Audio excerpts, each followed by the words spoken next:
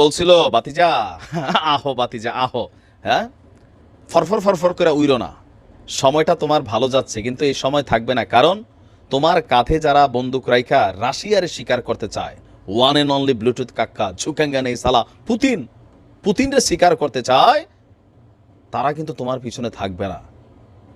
একটা সময়ের পরিবর্তনে তারা সরে যাবে। তখন তোমার কি হাল হবে বাতিজা? জেলি কয় কাকা বুঝছি না, কাকু ও কাকু বুঝছি না, কাকু মাফ করে দেন। আবার তুমি দি কইছিলে আমার সাথে কোনো আলোচনাই করতা না, আমি প্রেসিডেন্ট থাকাকালীন। কাকা কাকা আপনার ফুতের বয়সী, আমার ভুল হয়ে গেছে, আমাকে মাফ করে দিন, এরকম টাইপের একটা বক্তব্য আসছে। দর্শক, অবশেষে প্রায় 3 বছরের কাছাকাছি একটা লম্বা সময় পশ্চিমাদের ভাড়াটিয়া এজেন্ট হিসাবে পুতিন কাকুর সাথে পাঙ্গা নিয়া এখন নিজের জবান থেকে সইরা আসা নতুন একটা মিনতি করতেছে যে আগামী বছরের দিকে যুদ্ধটা শেষ করে দেন, আমি কাকুর সাথে বসতে চাই, প্লিজ প্লিজ আমি বসতে চাই। রাশিয়ার সঙ্গে যুদ্ধের অবসান নিশ্চিত করার জন্য ইউক্রেনকে আপনার সম্ভাব্য সবকিছুই করতে হবে। এবার লাইনে চলে আসছো না কেন? বাবার আর দিচ্ছে না, মায়ের ছুটিয়ে লাল করে দেবে কাকু। তো তার বক্তব্য হচ্ছে, আপনার এক রেডিও সাক্ষাৎকারে জেলি বলছে, বার্তা সংস্থা রয়টার্সের প্রতিবেদন এটা, যে এই মুহূর্তে যুদ্ধক্ষেত্রের পরিস্থিতি কঠিন আকার ধারণ করেছে। এছাড়া রাশিয়া আরও অগ্রসর হচ্ছে উল্লেখ করে তিনি বলছেন, রুশ প্রেসিডেন্ট পুতিন যুদ্ধের অবসানে তিনি যদি চান তাহলে ইউক্রেন শান্তি চুক্তি করতে আগ্রহী। তো পুতিন কাকু চাইবে কিনা সেটা কাকুর একটা ভাবার বিষয় আছে। বলা হচ্ছে যে আগামী 20 জানুয়ারি যুক্তরাষ্ট্রের প্রেসিডেন্ট হিসাবে শপথ নেবে ট্রাম্প, আর এর আগেই এই যুদ্ধ বন্ধের জন্য কিন্তু ট্রাম্পের একটা ওয়াদা ছিল। সেই ওয়াদাকে পুনর্বহাল করার জন্য হোক, টেকনিক্যালি যেটি হোক, তার আন্তর্জাতিক অঙ্গনে ট্রাম্প তার ওয়ার্ড রাখার জন্য হোক, যুদ্ধটা শেষ হতে যাচ্ছে।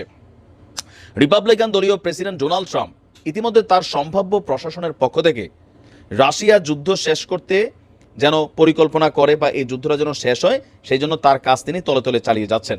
নির্বাচনের আগে যে ঘোষণা ছিল সেটাকে বাস্তবায়ন করার পক্ষে অনেক দূর এগিয়েও গেছেন বলছে ইউক্রেন প্রেসিডেন্ট জেরি বলছে, তিনি কোনো দূত অথবা উপদেষ্টার পরিবর্তে কেবল ট্রাম্পের সঙ্গেই কথা বলবেন। তার কথায়, ইউক্রেনের প্রেসিডেন্ট হিসাবে আমি কেবল যুক্তরাষ্ট্রের প্রেসিডেন্টের সাথে কথোপকথনের গুরুত্ব দেব। আমাদের পক্ষ থেকে আগামী বছর এই যুদ্ধ শেষ করার জন্য আমরা সব কিছুই করব, কূটনৈতিক প্রচেষ্টার মাধ্যমে এই যুদ্ধের অবসানের চেষ্টা চালাবো।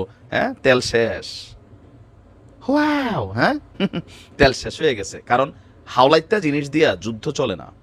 রাশিয়া নিজের দমের উপর যুদ্ধ করছে। রাশিয়া যদি যে কি বলে যে ধরেন নিজের সর্বোচ্চ শক্তি প্রয়োগ করতো, ইউক্রেন মরুভূমি হয়ে যেত।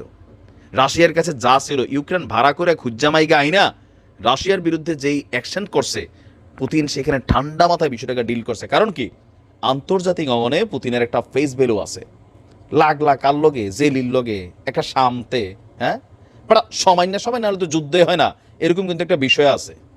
এখন জেলির যে তেল ছিল, সে তেল যে ফুরবে পুতিন আগে বলেই দিছিল যে যুদ্ধটা পশ্চিমাদের ইন্ধনে, বাইডেন প্রশাসনের ইন্ধনে এত বৃহৎ আকার ধারণ করেছে।